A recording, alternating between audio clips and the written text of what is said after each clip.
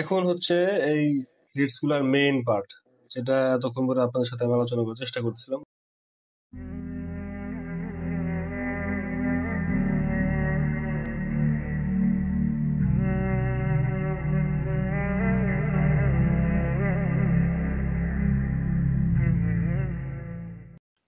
আসসালামু আলাইকুম viewers, welcome to my YouTube channel MRB blogs video. আরো একটি নতুন ভিডিওতে আপনাদের স্বাগতম। Basic ECG learning course video part 2 তে আপনাদের সামনে হাজির হলাম আমি মনিরুল ইসলাম। তো আজকে আমরা আলোচনা করব ইসিজির লিডস নিয়ে। হ্যাঁ, ইসিজি লিডস একটি গুরুত্বপূর্ণ বিষয়, এটাই মূলত ইসিজির মেইন অংশ। তো আজকে আমরা সে বিষয়ে আলোচনা করবো, বিস্তারিত আলোচনা করার চেষ্টা করবো। আশা করি আপনারা ভালো শিখতে পারবেন। তো কথা না বাড়িয়ে চলুন শুরু করা যাক আজকের ভিডিও।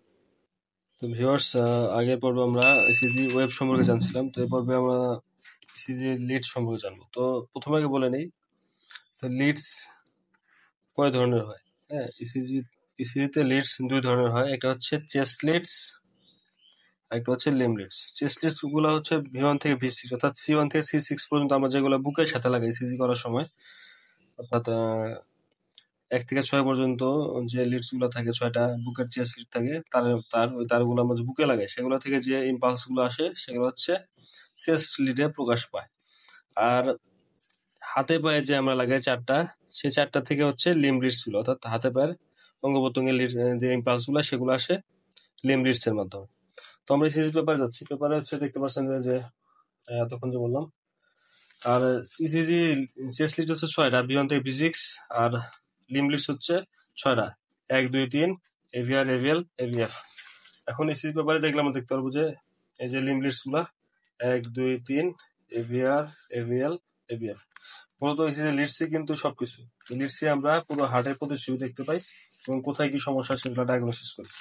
তারপর আমরা যে চেস্ট লিডস গুলো যদি দেখি, এই যে V1 থেকে V6, V1 2 3 4 5 6, আর এর মধ্যে হচ্ছে এই যে ওয়েভ গুলো, 5টা ওয়েভ মিলে একটা বিট তৈরি হয়েছে।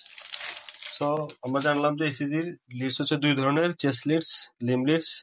এবং চেস্ট লিডস 6টা, 1 থেকে 6, এবং লিম্ব লিডস হচ্ছে 1 2 3 এভিআর এভিএল এভিএফ। তো ভিউয়ার্স, এখন হার্টের কোন অংশে কি সমস্যা হয়েছে বা কোন অংশে হার্ট অ্যাটাক হয়েছে সেটা যদি আমরা বোঝার চেষ্টা করি, তো আমাদের অবশ্যই লিডসে ফলো করতে হবে। তো তাহলে relationship of leads to heart, হার্টের সাথে এই যে লিডস গুলো, এগুলোর আসলে সম্পর্কটা কি সেটা তো আগে জানতে হবে। তো সে পর্যায়ে প্রথম পর্বে আমি আপনাদের আগে একটু দেখাই নিই। প্রথম পার্টে সেটা হচ্ছে যে V1 to V6 হচ্ছে তোমার প্রকাশ করে, হার্টের ভেন্টিকলকে প্রকাশ করে। আমরা জানি হার্টের দুটো অংশ, একটা হচ্ছে অ্যাট্রিয়ামস এবং ভেন্টিকলস। অ্যাট্রিয়াম আছে দুইটা, ভেন্টিকলস আছে দুইটা। তো ভেন্টিকল সম্পূর্ণকে রিপ্রেজেন্ট করে হচ্ছে এই চেস্ট লিড গুলো, অর্থাৎ V1 থেকে V6। আর আমরা জানি চেস্ট লিড গুলো তো হচ্ছে সম্পূর্ণ হার্টের অ্যান্টেরিয়র অংশে লাগানো হয়, অর্থাৎ বুকে লাগানো হয়, এবং মেইনলি সেটা ভেন্টিকলস এর উপরে থাকে, ভেন্টিকলসকে বেশি রিপ্রেজেন্ট করে।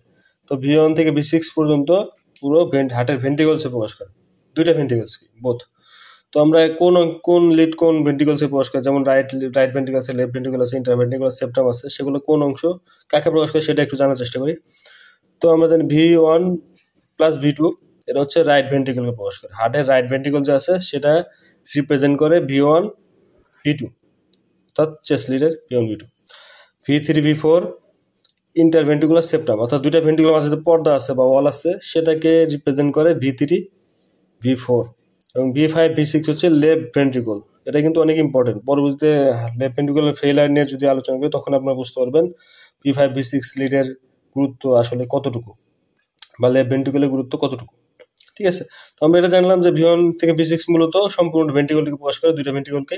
তার মধ্যে ভাগ ভাগ হচ্ছে V1 V2 right ventricle, V3 V4 interventricular septum, এবং V5 V6 লেফট ভেন্ট্রিকলস কে রিপ্রেজেন্ট করে। অর্থাৎ এগুলোর মধ্যে যদি কোনো সমস্যা দেখা যায় তো আমরা বুঝে নেবো যে লেফট যদি V5 V6 এ কোনো সমস্যা হয়, ইসিজি তে আমরা সমস্যা পাই, তাহলে বুঝবো যে লেফট ভেন্ট্রিকলে তার সমস্যা হয়েছে। তেমনি একইভাবে এগুলোর ক্ষেত্রেও একই। ঠিক আছে ভিউয়ার্স, এখন হচ্ছে এই লিডস গুলার মেইন পার্ট, যেটা এতক্ষণ পরে আপনাদের সাথে আমি আলোচনা করার চেষ্টা করছিলাম, সেগুলো আগে কিছু কথা বলে নিলাম। এখন হচ্ছে আপনাদের মেইন পার্টটা বলবো, যেগুলোতে আমরা ডায়াগনোসিস আসি। হ্যাঁ, ঠিক আছে, ইসিজি লিডস এর যে সকল অংশ নিয়ে আমরা যে সকল ডায়াগনোসিস করি সে সম্পর্কে একটু আলোচনা করছি। এগুলো আপনাদের মুখস্থ রাখতে হবে, কারণ পরবর্তীতে কাজে লাগবে। এগুলো মুখস্থ না রাখলে মনে মনে মানে সেরকম ভাবে সুবিধা করতে পারবেন না। মুখস্থ রাখেন এবং পরবর্তী প্র্যাকটিস করলে এমনি এমনি একেবারে মেমোরাইজ হয়ে যাবে। তো আমরা যদি V1 থেকে V4 বলি, সেটা হচ্ছে হার্টের অ্যান্টেরিয়র অ্যাসপেক্ট অফ হার্টকে বোঝায়। অর্থাৎ V1 থেকে V4 যদি ST এলিভেশন বা T ইনভার্সন থাকে, সেটা হচ্ছে অ্যান্টেরিয়র অংশের সমস্যা। অ্যান্টেরিয়র এমআই যদি আমরা বলি যে ST এলিভেশন ডিপ্রেশন থাকে ST অংশ, তাহলে সেটা যদি V1 এবং V4 এর মধ্যে হয় কমপক্ষে 2টা লিটে, তাহলে ধরে নেবো সেটা anterior MI, acute myocardial infection anterior. তারপর V1 থেকে V6 এ যদি কোনো সমস্যা থাকে, এক্সটেন্সিভ অ্যান্টেরিয়র ডায়াগনোসিস করি আমরা, এক্সটেন্সিভ অ্যান্টেরিয়র। তারপরে 2-3 AVF হচ্ছে হার্টের ইনফেরিয়র অংশ প্রকাশ করে। তাহলে এই অংশে যদি কোনো সমস্যা দেখা দেয় 2-3 AVF এ, তাহলে আমরা ধরে নেব সেটা ইনফিরিয়র এমআই ইনফিরিয়র বা আইডি ইনফিরিয়র। ঠিক আছে, এভাবে ডায়াগনোসিস করবো। আর 1 AVL হচ্ছে হার্টের ল্যাটারাল অংশ প্রকাশ করে, বা এটাকে আমরা হাই ল্যাটারাল ভাবেও ডায়াগনোসিস করি অনেক সময় বলি। তো 1 আর AVL লিডে যদি কোনো সমস্যা, যেমন ST এলিভেশন বা T ইনভার্সন যাই হোক না কেন, যে কোনো সমস্যা যদি হয়, তাহলে 1 AVL আমরা ল্যাটারাল এমআই ল্যাটারাল ডায়াগনোসিস করি বা এমআই হাই ল্যাটারাল ডায়াগনোসিস করে থাকি। তো 2-3 AVA plus 1 AVL V5 V6 যদি থাকে, সেটা হচ্ছে ইনফেরিয়রটা। যেমন ইনফেরিয়র লিড আমরা জানি 2-3 AVF এবং 1 AVL V5 V6 হচ্ছে ল্যাটারাল অংশ, তাহলে ইনফেরিয়র ল্যাটারাল। আর 1 AVL V1 থেকে V6 পর্যন্ত যদি সমস্যা থাকে, তাহলে অ্যান্টেরিয়র ল্যাটারাল। যাই হোক, এই দুটা আপনাদের কাছে একটু কঠিন মনে হতে পারে, শেষে দুইটা ডায়াগনোসিস। এই দুটা তেমন মনে রাখার প্রয়োজন নেই, এমনিতে প্র্যাকটিস করতে হয়ে যাবে। বাট এই তিনটা কিন্তু আপনাদের মনে রাখতে হবে। V1 থেকে V6 হার্টের অ্যান্টেরিয়র অংশ বা এক্সটেন্সিভ অ্যান্টেরিয়র অংশ, 2-3 AVF ইনফিরিয়র অংশ, 1 AVL ল্যাটারাল অংশ। তাহলে আমরা যারা প্লেন পড়ছি, আমরা জানি যে আমরা মেডিকেল ভাষায় সেটা ল্যাটারাল বলি, সাইড বলি না, ল্যাটারাল বলি বা ডাইনামামে বলি না।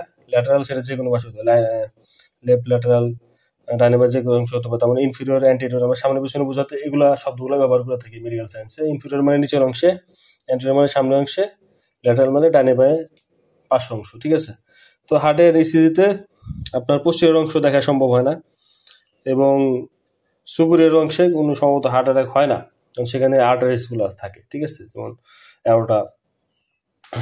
যাই হোক, আপনারা এই তিনটা একেবারে মুখস্থ করে নেবেন। V1 থেকে V6 হচ্ছে হার্টের অ্যান্টেরিয়র অংশ প্রকাশ করে, এবং এই 1 থেকে 6 এর মধ্যে যে কোনো সমস্যা, ST এলিভেশন বা T ইনভার্সন যাই হোক না কেন, যদি কোনো সমস্যা থাকে, সেটা হচ্ছে ডায়াগনোসিস হবে এমআই অ্যান্টেরিয়র বা আইডি অ্যান্টেরিয়র।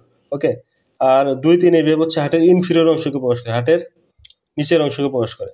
তো এই 2-3 AVF এ যদি কোনো সমস্যা থাকে, তাহলে সেটা ইনফিরিয়র এমআই বা ইনফিরিয়র আইডি সেটা হিসেবে ডায়াগনোসিস আসবে।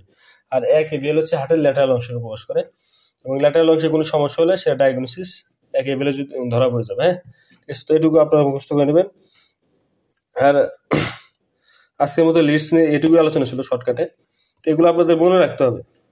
যদি কিছু সমস্যা আপনি বুঝতে না পারেন, তাহলে অবশ্যই আমার সাথে কমেন্ট বক্সে বা মেসেজ আমাকে জানাবেন, আমি চেষ্টা করবো সেগুলো শুধরে নেওয়ার। আমারও যদি কোনো ভুল থাকে আপনারা ধরে দেবেন ইনশাল্লাহ।